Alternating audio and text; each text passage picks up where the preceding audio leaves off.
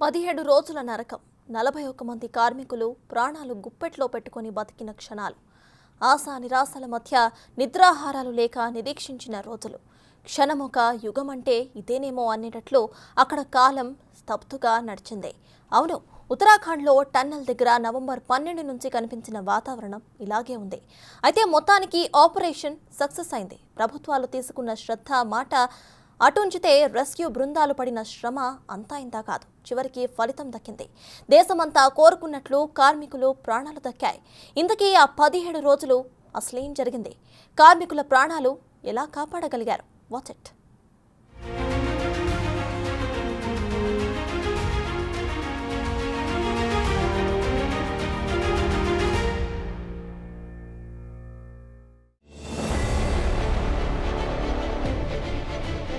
ఉత్తరాఖండ్ ఈ మధ్య దేశవ్యాప్తంగా అందరి నోట్లో నానిన రాష్ట్రం.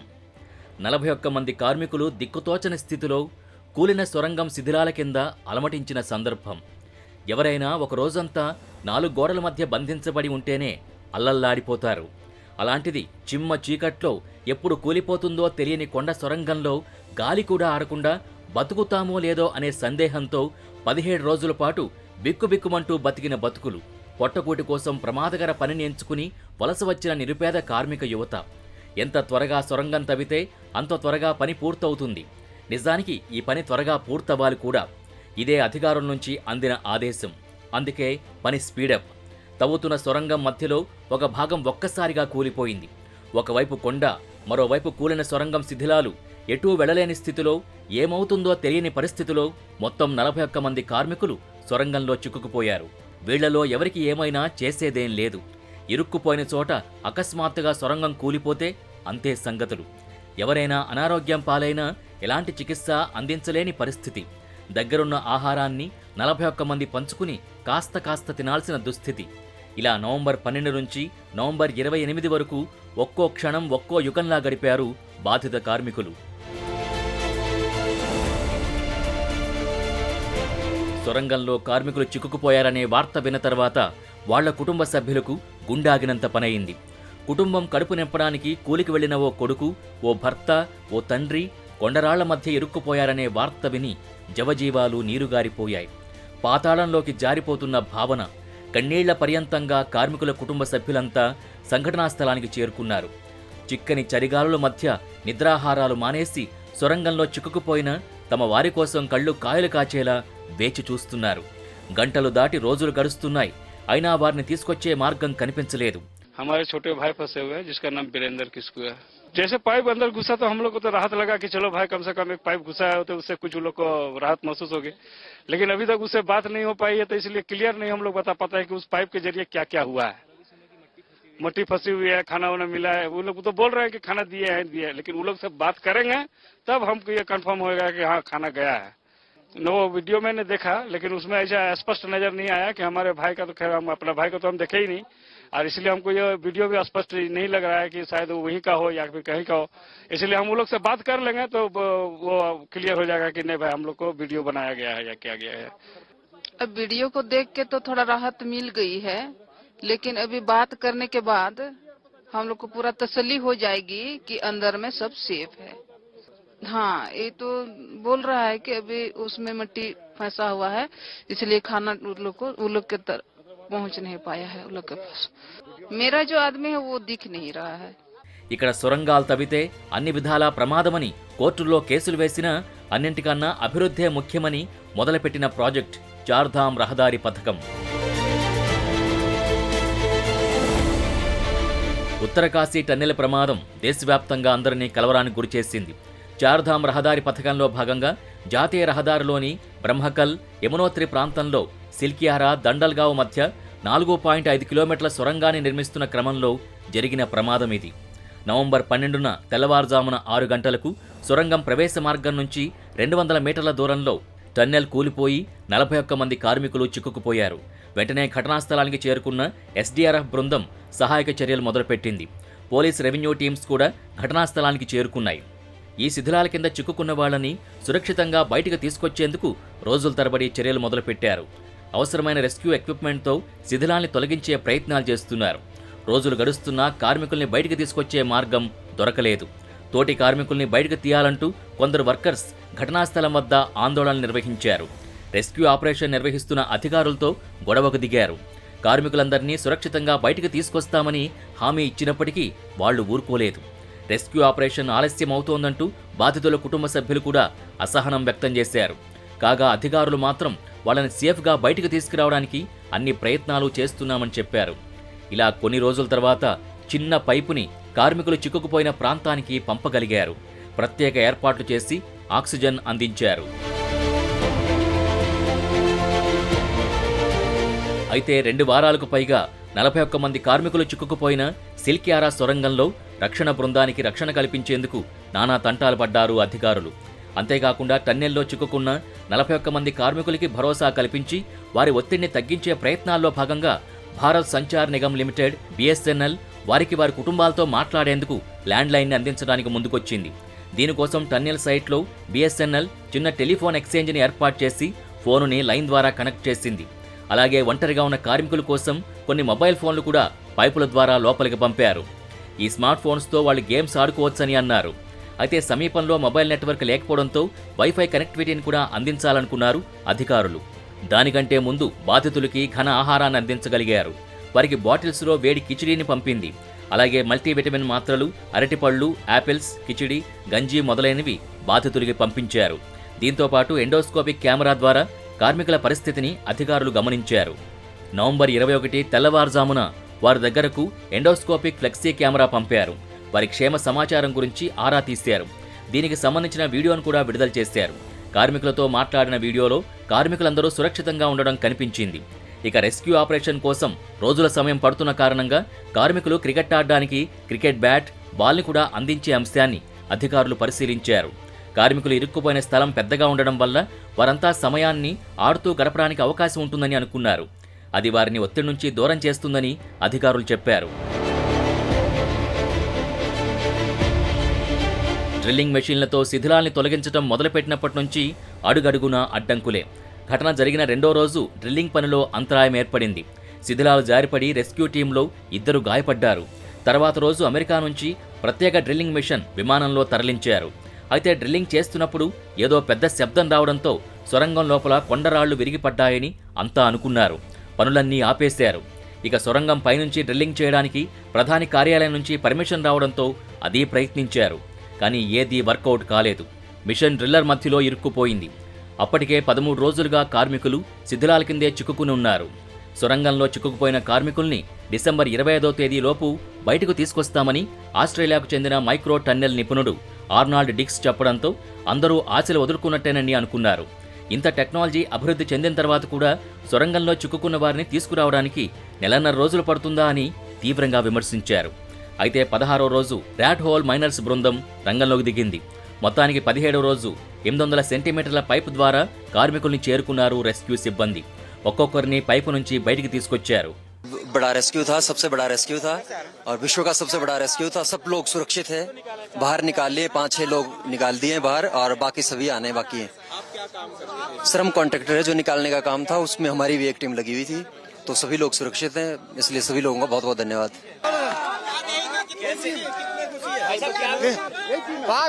5 लोग बाहर आ गए हैं, 5 लोग बाहर आ गए हैं। सब बढ़िया है, सब बढ़िया है। हम तो कंटिन्यू करते रहे, दिन और रात कराया हमने 26 घंटे तक। हाँ, सोने का कोई वो नहीं लिया हमने बिल्कुल भी। जब तक कंटिन्यू चलाया 24 घंटे का, जब तक हमने आराम नहीं लिया। सर वकील हसन, हम दिल्ली से हैं और मेरी कंपनी का रॉकवेल इंटरप्राइज करके है, जो हम इसी फील्ड में एक्सपर्ट है। आई थिंक रॉक नहीं, बीच में जैसे ये कंस्ट्रक्शन किया है उसमें सरिया वगैरह था, पाइप वगैरह से वो बहुत ज्यादा उन लोगों उसने टाइम हमारा वेस्ट किया। अच्छा, हाँ, उसी वजह से ऑगर भी थोड़ा वो हो गया था। अगर वो चीजें ना आती तो शायद ऑगर बहुत पहले काम कर देता, बट वो मैनुअली काम जरूरी था, तो मैनुअली हम लोगों ने सब कुछ कर दिया वहाँ पे। हमें अप्रोक्स 26 आवर्स लगे, 26 आवर्स हमने इनको बाहर निकाल लिया।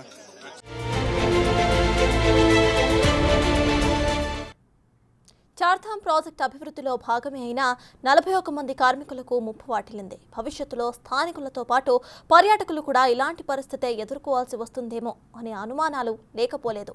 ఇప్పటికైతే కార్మికులను కాపాడారు. మరి కూలిన టన్నెల్ మాటేంటి? అది మళ్ళీ కూలిపోకుండా ఎలాంటి జాగ్రత్తలు తీసుకోబోతున్నారు? ఇకపై ఏవైనా ప్రమాదాలు జరిగితే ఆ బాధ్యత తీసుకునేదెవరు?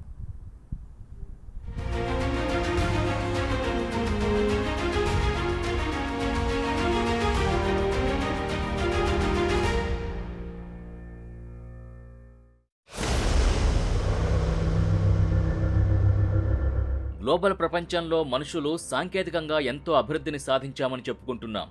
భూమిని దాటి అంతరిక్షంలో ఇతర గ్రహాల్ని తాకుతున్నాం. సముద్ర గర్భంలో పరిశోధనలు చేస్తున్నాం. అయితే ఒక కొండను తవ్వి సొరంగంలో ఇరుక్కున్న వారిని తీసుకురావడానికి మాత్రం నానా తంటాలు పడడం ఆధునికతకు పెద్ద ప్రశ్న వేసినట్టే. అమెరికా నుంచి ప్రత్యేక మిషనరీ ప్రపంచ దేశాల్లోని రెస్క్యూ నిపుణుల్ని పిలిపించినప్పటికీ అన్ని ప్రయత్నాలు ఫెయిల్ అయి చివరికి మనుషులే చేతులతో తవ్వుకుంటూ వెళ్లాల్సిన పరిస్థితి ఏర్పడింది. 2 వారాలకు పైగా దిక్కుతోచని స్థితిలో ఇరుక్కుపోయిన ఆ 41 మంది కార్మికుల మానసిక స్థితిని తలుచుకుంటే ఎవరికైనా చెమటలు పట్టక మానవు.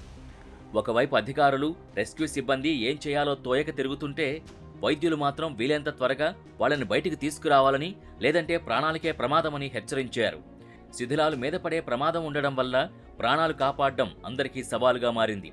ఇలాంటి పరిస్థితుల్లో ఆ కార్మికులు ఫిజికల్గానే కాకుండా మానసికంగా కూడా కుంగిపోయి ఉంటారు.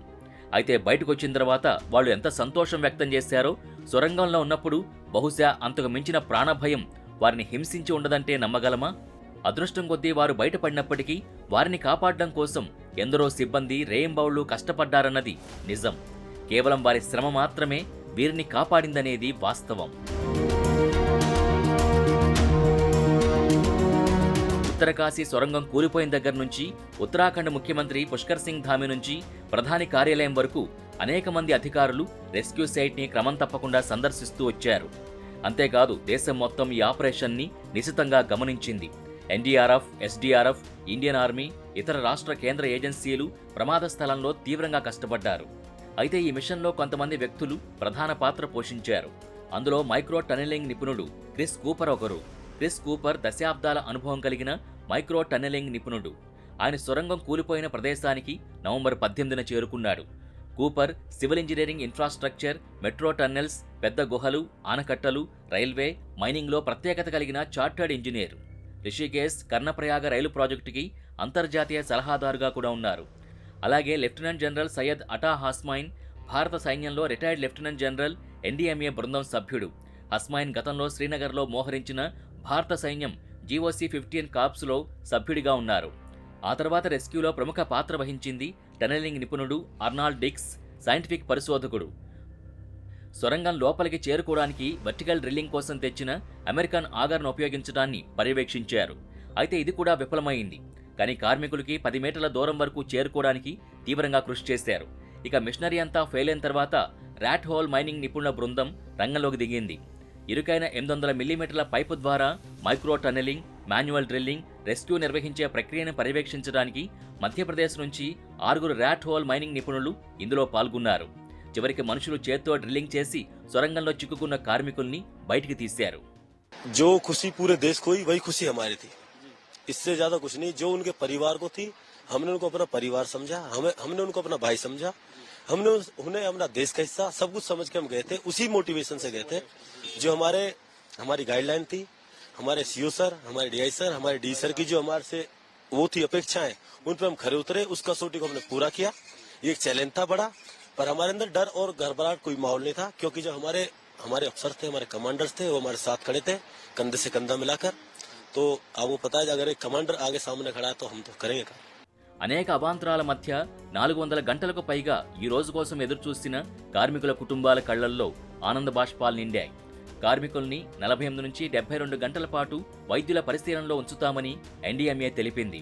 అలాగే చిక్కుకున్న కార్మికుల కుటుంబాల్ని ఉచితంగా వారి ఇళ్లకు చేర్చేందుకు రాష్ట్ర ప్రభుత్వం ముందుకొచ్చింది. రెస్క్యూ ఆపరేషన్ విజయవంతంగా పూర్తయిన తర్వాత సహనం, కృషి గెలిచాయి అని ఉత్తరాఖండ్ ముఖ్యమంత్రి పుష్కర్ సింగ్ ధామి సోషల్ మీడియా ద్వారా తెలిపారు. సొరంగంలో చిక్కుకుపోయిన ప్రతి కార్మికుడికి ప్రాథమికంగా ₹1,00,000 చొప్పున పరిహారం అందజేస్తామని సీఎం ప్రకటించారు. ఇక భారత ప్రధాని మోడీ కూడా కార్మికులతో ఫోన్లో మాట్లాడి వారి యోగక్షేమాలు అడిగి తెలుసుకున్నారు. రెస్క్యూ టీముల పట్టుదలకు ధన్యవాదాలు తెలియజేశారు. సుదీర్ఘ నిరీక్షణ తర్వాత కార్మికులు వారి కుటుంబాల్ని కలుసుకోవడం చాలా సంతృప్తిని కలిగించే విషయమని ప్రధాని వెల్లడించారు. కార్మికుల కుటుంబాల సహనం, ధైర్యాన్ని కూడా ప్రధాని అభినందించారు.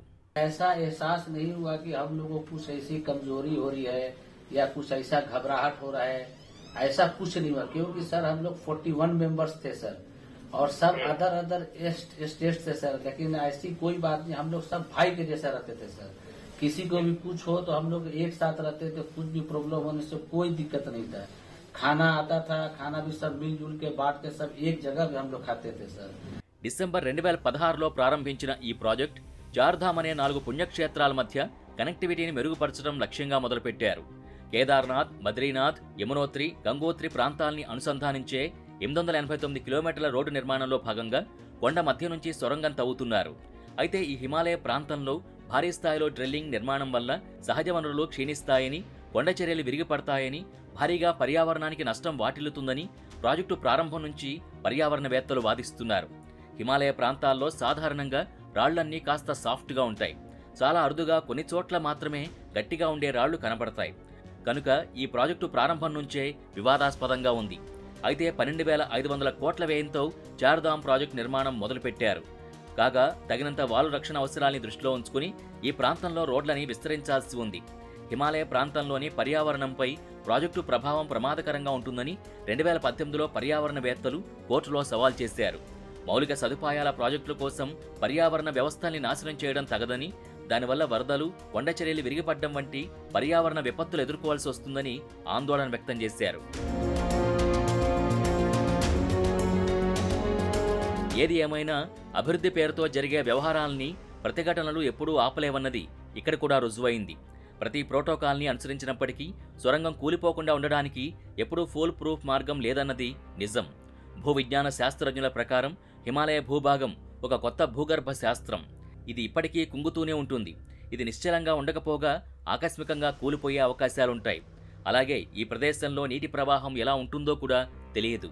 కనుక భవిష్యత్తులో సొరంగాన్ని నీళ్లు ముంచేసి అది కుప్పకూలడానికి దారితీయవచ్చు. ఇక ఈ ప్రాజెక్టు నిర్మాణంలో సాధ్యమైన అన్ని భద్రతా జాగ్రత్తలు తీసుకున్నప్పటికీ టన్నెల్ మధ్యలోనే కూలిపోయింది. 2013లో కేదార్నాథ్ విపత్తు గురించి అందరికీ తెలిసిందే. ఇందులో వేల మంది ప్రాణాలు కోల్పోయారు. అలాగే ఈ ప్రాంతంలో కొండచర్యలు విరిగిపడడం, వరదలు రావడం వంటివి సర్వసాధారణం. కేదార్నాథ్, బద్రీనాథ్ హైవేలపై పగుళ్లు ఏర్పడడంతో యాత్రికులు ఎప్పుడూ ట్రాఫిక్ సమస్యల్ని ఎదుర్కొంటూనే ఉంటారు. స్థానికులు కూడా తీవ్ర ఇబ్బందులు పడుతుంటారు. అందుకే ఈ ప్రాంతం ఆర్థికంగా అభివృద్ధి చెందాలని కూడా స్థానికులు కోరుకుంటున్నారు. కానీ అభివృద్ధికి దక్కే మూల్యానికి నష్టపరిహారం చాలా ఎక్కువనేది నిపుణుల మాట. ఇప్పుడు కార్మికులకు ₹1,00,000 పరిహారం ఇచ్చారు. మరి ప్రస్తుతం ఆగిపోయిన సొరంగ నిర్మాణం అలాగే కొనసాగిస్తారా? ఇకపై తీసుకునే జాగ్రత్తలేంటి? భవిష్యత్